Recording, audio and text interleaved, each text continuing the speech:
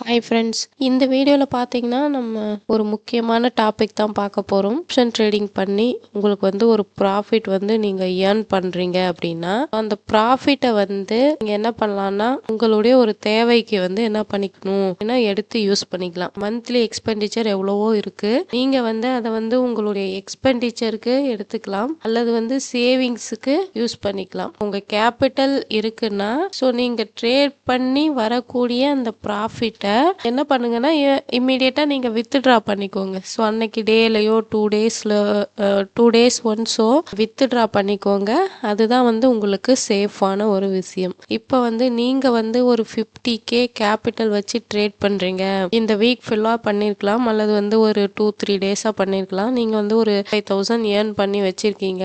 உங்கள்கிட்ட இப்போ ஒரு 5,000 அமௌண்ட் இருக்கு அப்படின்னா அந்த ப்ராஃபிட்டை உங்களுடைய ட்ரேடிங் அக்கௌண்ட்லயே வைக்காம ஸோ அதை வித்ட்ரா பண்ணி ஒன்று உங்களுடைய எக்ஸ்பெண்டிச்சருக்கு அதை யூஸ் பண்ணிக்கோங்க. அப்படி இல்லைன்னா நீங்க சேவிங்ஸ் அண்ட் இன்வெஸ்ட்மெண்ட் இந்த மாதிரியான விஷயத்துல நீங்க அதை யூஸ் பண்ணிக்கோங்க. நம்ம இதுலயே வச்சுக்கிட்டு ட்ரேட் பண்ணலாம் அப்படின்னு எடுத்துட்டு நீங்க பண்ணும் பொழுது ஸோ உங்களுடைய கேபிட்டல் கொஞ்சம் இன்க்ரீஸ் ஆகி இருக்கும். அதை என்ன பண்ணுவீங்க அப்படின்னா நீங்க லாட்ஸ் பை பண்ணும் பொழுது இன்னும் கொஞ்சம் எக்ஸஸா லாட்ஸ் பை பண்ண முடியும் உங்கள்கிட்ட இருக்கிற ப்ராஃபிட்னால. அது என்ன பண்ணுன்னா உங்களுடைய டிசிப்ளினை கெடுக்கும். நீங்க தொடர்ந்து ஒரு 5 லாட் ட்ரேட் பண்றீங்கன்னு வச்சுக்கோங்களேன். இந்த 50K கேபிட்டலை வச்சு ஒரு 2-3 டேஸ் பண்ணும் பொழுது உங்களுக்கு ஒரு ப்ராஃபிட் ஏர்ன் பண்ணிருப்பீங்க. கொஞ்சம் இன்னொரு லாட் ஆட் பண்ணி வாங்கலாம் அப்படிங்கிற மாதிரி ஒரு லாட்டை கிரியேட் பண்ணிடும். எப்போதும் 5 லாட்ஸ் வாங்கிட்டு இருந்த நீங்க ஒரு 6 to 7 லாட்ஸ் வாங்கலாங்கிற மாதிரி அது ஒரு தாட் வரும். அந்த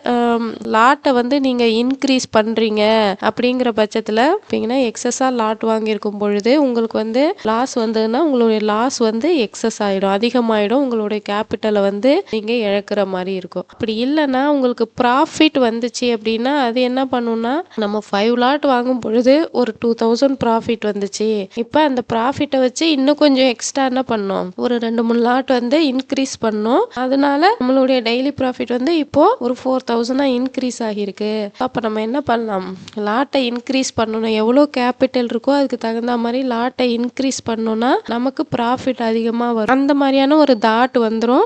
எண்ட் ரிசல்ட் பார்த்தீங்க அப்படின்னா உங்களை லாஸ்ல கொண்டு வந்து விடும். உங்கள் ப்ராஃபிட்டையும் நீங்கள் இழந்துடுவீங்க, நெக்ஸ்ட் உங்கள் கேபிட்டலையும் நீங்கள் லாஸ் பண்ணுற மாதிரி வரும். அதனால என்ன பண்ணுறீங்கன்னா நீங்கள் மார்க்கெட்டில் ஒரு ப்ராஃபிட்டை ஏர்ன் பண்ணீங்க அப்படின்னா தொடர்ந்து உங்கள் ப்ராஃபிட்டை கேபிட்டல் அக்கௌண்ட்ல ட்ரேடிங் அக்கௌண்ட்லேயே வச்சிடலாம ஸோ அதை வித்ட்ரா பண்ணி அதர் யூஸ்க்கு நீங்கள் வச்சுக்கோங்க.